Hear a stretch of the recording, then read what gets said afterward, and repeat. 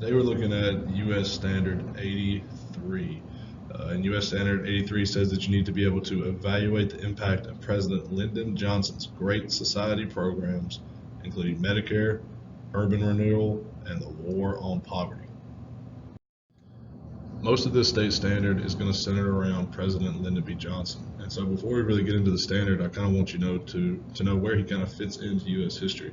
So on this little time graph here, we're going to put Lyndon B. Johnson right here in the middle. We're just going to put LBJ. And he was president from 1963 all the way until 1969.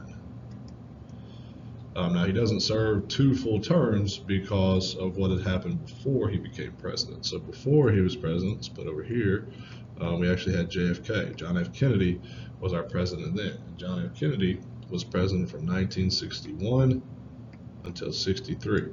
And like we've talked about, John F. Kennedy was assassinated, and Lyndon B. Johnson was actually sworn in on the plane ride back from Dallas to Washington, D.C. as our next president of the United States. Now, after Lyndon B. Johnson, just so you have an idea where we're going next, is going to be a next president called Richard Nixon, and Nixon is going to serve from 1969 all the way up until 74. And we'll talk about Nixon and everything that happens with him. The biggest thing about Johnson, the one thing that we really got to stress and make sure we understand, is something called the Great Society reforms. This is really kind of Johnson's calling card. It's what he's most known for, and it's what this state standard wants us to focus on. So the Great Society reforms, to put them simply, what they are, they're the largest social reform plan in modern history. And what that means, what they're going to reform is they're going to reform social problems. All right, so let's put down reforms, social problems. And we say social problems, we're talking about, a couple of different things. One thing that this definitely fought is it's going to fight big time against poverty. It's going to try to help poor Americans have a better life. It's going to try to, one part of it is going to really focus on the environment. It's going to focus on urban areas like cities. And another thing that it's going to focus on is education. And these are all things that Johnson is trying to do to make America a better place. And the Great Society is a really important set of reforms that's going to attempt to do that. The first part of the Great Society that we need to talk about is what he's going to do for medical insurance.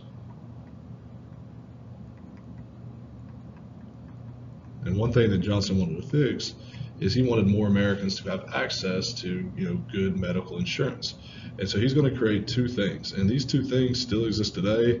A lot of people in our world today depend on these to be able to survive, and they have Johnson to thank for that.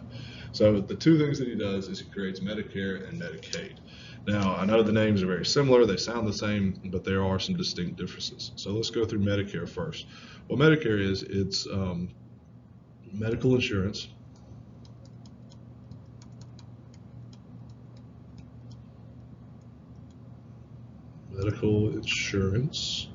once you reach the age of 65.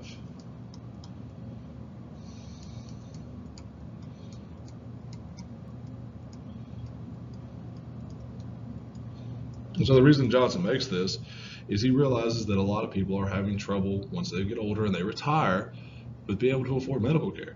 And so he says, we need to make a government funded program that's going to allow these people to be able to retire and to be taken care of, their medical bills. And the way Medicare is paid for is it's paid for by a payroll tax.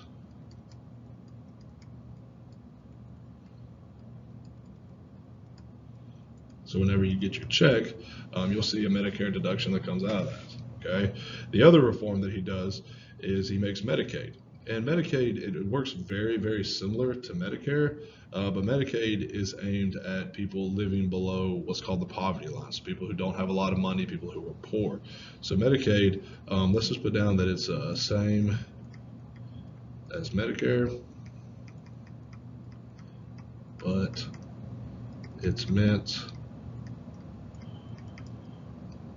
for low-income people. And obviously, the idea here is Johnson's trying to, make America a better place for the less fortunate, for the people that don't have, the money or the ability to, really take care of themselves. He's trying to make America a better place for them, and that's the whole idea behind the Great Society reforms. So Johnson's going to continue on with his war on poverty, and he's going to start attacking kind of different areas of American life, and he's going to try to make it better. And so that's what this is. This is a war on poverty. It's, what can we do to, make poverty not as big of an issue for, certain groups of the American people. So one thing he creates, kind of aimed at cities, where people live, is he creates what's called the Housing and Urban Development Act. And what this act does is pretty simple. Is it's going to give money to cities for urban renewal / development. So he's really going to try to make sure that cities have the money they need so that they can, build up neighborhoods, make them nicer, build new apartments for people to live in. He's just trying to find ways to help cities improve.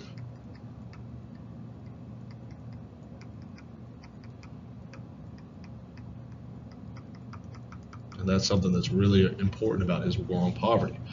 The other thing that he does is he creates the Elementary and Secondary Education Act. And like I said, not everything with the Great Society is about necessarily medical insurance or houses and stuff. The Elementary and Secondary Education Act is really going to do 4 things that are going to try to help education, to help people living below the poverty line have access to a better education. So the first thing it did, number 1, let's just put down that it created preschool programs. And basically the idea for these preschool is that they were going to be able to be accessed by people living below the poverty line. So these families who normally wouldn't have access to preschool, they could now, and they could, keep their jobs and put their kids in preschool, try to get an education to help, their kids achieve more.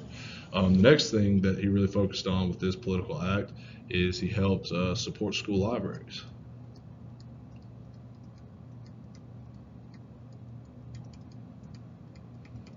He donated a lot of money to build up these libraries, to make sure that people have books that they can read, to get a better education. It was just something that was really important to him.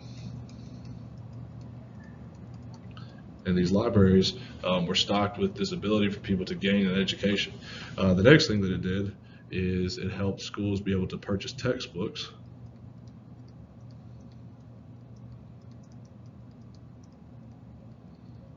I can't begin to explain to you guys how expensive textbooks are. If you end up going to college, you will experience that firsthand. And Johnson said, some of these schools in lower income areas that don't have money, they need help buying these textbooks. So let's give them government money so they can, get these textbooks and educated kids. And the last thing that his Elementary and Secondary Education Act did is it's going to provide special education services.